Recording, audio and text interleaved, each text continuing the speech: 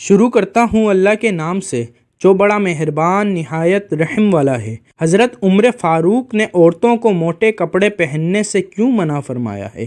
محترم ناظرین، انسان کو اللہ تعالیٰ نے شرف والی مخلوق بنایا ہے اور یہ امتیاز صرف انسان کو ہی حاصل ہے کہ وہ لباس پہنتا ہے۔ انسان کو یہ شرف بھی حاصل ہے کہ اللہ تعالیٰ کے بعض چیزوں کو صرف انسان کے لیے ہی بنایا ہے اور ان چیزوں کی نسبت اپنی طرف کی ہے جن میں ایک لباس بھی ہے۔ چنانچہ ارشاد باری تعالیٰ ہے، اے بنی آدم، ہم نے تم پر لباس نازل کیا جو تمہاری شرم گاہوں کو ڈھانپتا ہے اور زینت بھی ہے۔ اس کے بعد والی آیات میں اللہ تعالیٰ نے ارشاد فرمایا، اے آدم کی اولاد، تمہیں شیطان نہ بہکائے جیسا کہ اس نے تمہارے ماں باپ کو وحشت سے نکال دیا، ان سے ان کے کپڑے اتروائے تاکہ تمہیں ان کی شرم گاہیں دکھائے۔ وہ اور اس کی قوم تمہیں دیکھتی ہے جہاں سے تم انہیں نہیں دیکھتے۔ ہم نے شیطانوں کو ان لوگوں کا دوست بنا دیا ہے جو ایمان نہیں لاتے۔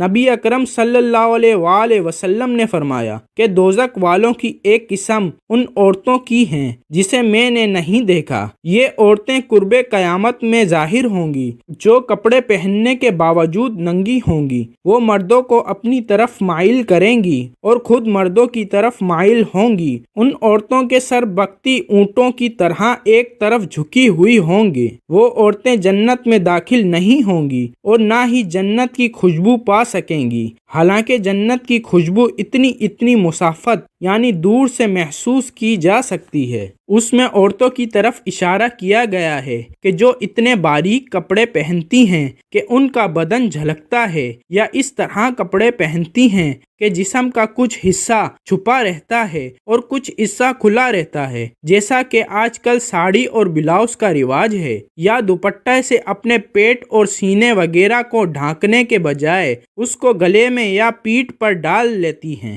ان تمام صورتوں میں عورت بظاہر تو کپڑے پہنے ہوئے نظر آتی ہیں مگر حقیقت میں وہ ننگی ہوتی ہیں، اور ان کے متعلق ارشاد فرمایا کہ جنت کی خوشبو تک نہ پا سکیں گی۔ بنو تمیم کی کچھ عورتیں ام المومنین حضرت عائشہ کی خدمت میں آئیں۔ انہوں نے باریک کپڑے پہن رکھے تھے۔ آپ نے ان سے فرمایا، اگر تم مسلمان ہو تو یہ مسلمان عورتوں کا لباس نہیں، اور اگر تم غیر مسلم ہو تو بے شک یہ لباس پہنے رہو۔ معلوم ہوا کہ باریک لباس پہننا غیر مسلم عورتوں کا کام ہے۔ اگر عورتیں باریک لباس کے نیچے کوئی دوسرا کپڑا جوڑ کر سیئیں اور پہنے تو پھر اس کا استعمال درست ہے۔ ام علقمہ سے روایت ہے کہ عائشہ کے پاس ان کی بھتیجی حفصہ بنت عبد الرحمن آئیں۔ اس وقت انہوں نے باریک دوپٹہ اوڑھ رکھا تھا جس سے اس کا گریبان نظر آ رہا تھا۔ حضرت عائشہ رضی اللہ تعالی عنہا نے وہ دوپٹہ پھاڑ دیا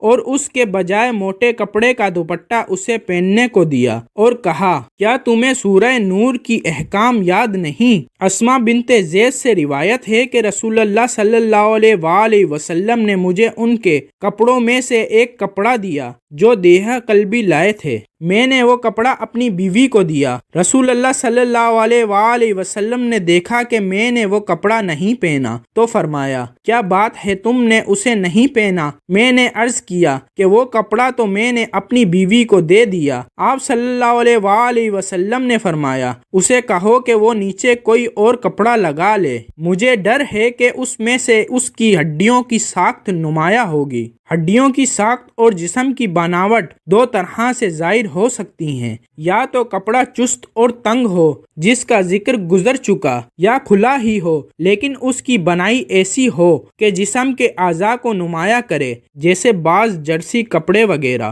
دوسرے جس کپڑے کے موٹا ہونے کے باوجود یہ شبہ ہو کہ اعضاء کی بناوٹ ظاہر ہوگی، اس کے نیچے بھی کوئی اور کپڑا لینا یا پہن لینا چاہیے۔ اس کی تائید اس روایت سے بھی ہوتی ہے، عروہ بن زید اپنی والدہ اسماء بنت ابی بکر کے لیے کپڑا لائے۔ اس دور میں وہ بہت بوڑھی ہو چکی تھیں اور بینائی جا رہی تھی۔ انہوں نے کپڑے کو ہاتھ سے ٹٹول کر دیکھا اور واپس کر دیا۔ منظر نے کہا، اماں جان، یہ کپڑا شفاف باریک تو نہیں ہے؟ کہ جس سے جسم کے اعضاء نمایاں ہو جائیں؟ انہوں نے جواب دیا، شفاف باریک تو نہیں ہے لیکن جسم کی ساخت کو نمایاں کرتا ہے۔ حضرت عمر فاروق کے پاس ایک کتانی کپڑا آیا تو آپ نے اسے تقسیم کر دیا، لیکن آپ کو اس کے بعد خیال آیا اور فرمایا، خیال رکھنا اسے تمہاری عورتیں جھپٹ نہ لیں۔ اس پر ایک شخص نے کہا، میں نے وہ کپڑا اپنی بیوی کو پہنا کر دیکھا، وہ گھر میں چلی پھری،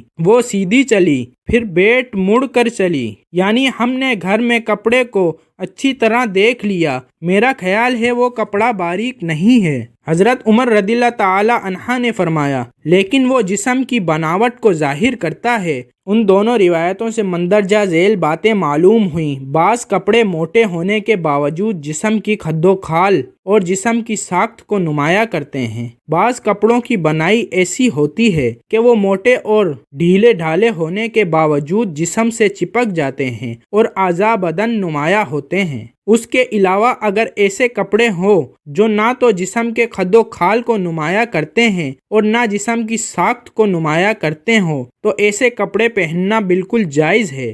نبی اکرم صلی اللہ علیہ وآلہ وسلم نے فرمایا، ننگے ہونے سے بچو، اس لیے کہ تمہارے ساتھ وہ بھی ہیں کرامن کاتبین جو تمہارے اعمال لکھتے ہیں، جو تم سے جدا نہیں ہوتے مگر تمہارے قضائے حاجات کے وقت تم سے جدا ہوتے ہیں یا بیوی کے ساتھ خلوت کے وقت، لہٰذا ان سے شرم کرو اور ان کی عزت کرو۔ معلوم ہوا کہ تنہائی میں بھی لباس پہنا رہنا چاہیے، البتہ عورت تنہائی میں سر سے دوپٹہ اتار سکتی ہے، پنڈلیاں یا بازو ننگے کر سکتی ہے۔ یہ کسی صورت درست نہیں کہ بغیر کسی حقیقی ضرورت کے وہ اپنے گلے کا کپڑا یا ٹانگوں کا کپڑا اتار کر ننگی ہو جائے۔ حیا تو اس بات کی متقاضی ہے کہ انسان خود بھی اپنے قابل ستر مقام کو دیکھنے سے بچے۔